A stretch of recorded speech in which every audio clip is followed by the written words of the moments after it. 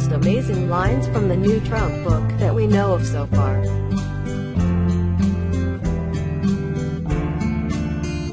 Journalist Michael Wolff's new book documenting the first year of Donald Trump's presidency isn't out until next week, but the excerpts we got on Wednesday have already had a major impact, leading the president to torch former senior strategist Steve Bannon.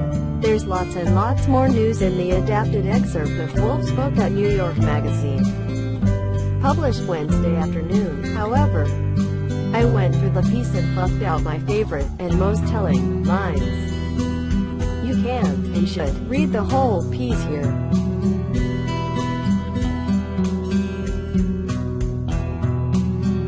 1. This is bigger than I ever dreamed of. Trump told Fox News boss Roger Ailes a week before the election. I don't think about losing, because it isn't losing. We've totally won.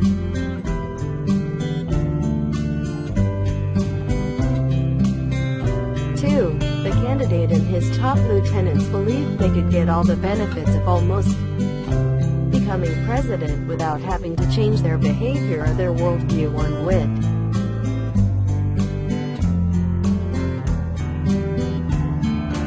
3. There was, in the space of little more than an hour, in Steve Bannon's not unamused observation, a befuddled Trump morphing into a disbelieving Trump and then into a horrified Trump. But still to come was the final transformation. Suddenly, Donald Trump became a man who believed that he deserved to be and was wholly capable of being the President of the United States.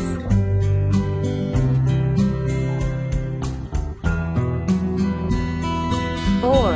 This was a real-life version of Mel Brooks's The Producers, where the mistaken outcome trusted by everyone in Trump's inner circle that they would lose the election wound up exposing them for who they really were.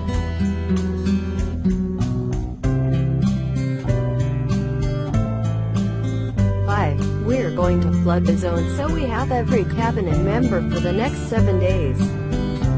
Through their confirmation hearings, Bannon said of the business and military 1950s-type cabinet choices.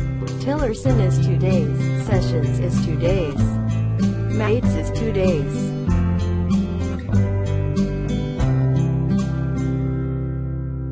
6. Trump did not enjoy his own inauguration. He was angry that A-level stars had snubbed the event, disgruntled with the accommodations at Blair House, and visibly fighting with his wife, who seemed on the verge of tears. Throughout the day, he wore what some around him had taken to calling his golf face. Angry and pissed off, shoulders hunched, arms swinging, brow furrowed, lips pursed.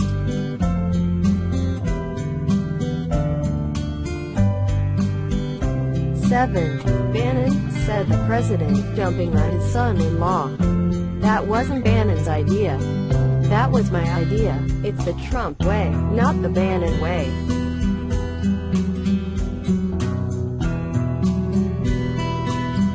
8. Between themselves, Ivanka Trump and Jared Kushner had made an earnest deal. If sometime in the future the opportunity arose, she'd be the one to run for president. The first woman president Ivanka entertained would not be Hillary Clinton. It would be Ivanka Trump.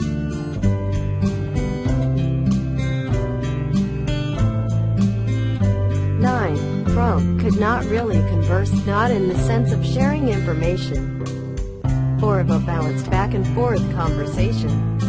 He neither particularly listened to what was said to him nor particularly considered what he said in response. He demanded you pay him attention, then decided you were weak for groveling.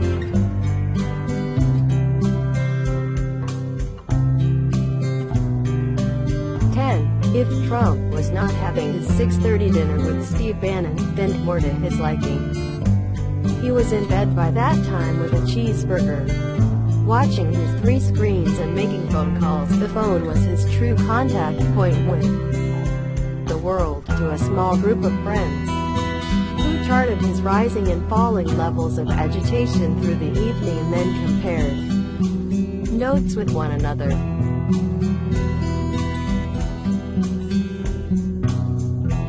The point: this book is explosive in a number of ways, for Trump world. They will seek to push back on Wolff.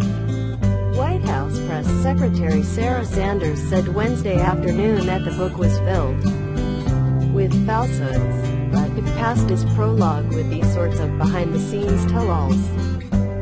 We are just beginning to feel the impact of Wolff's book.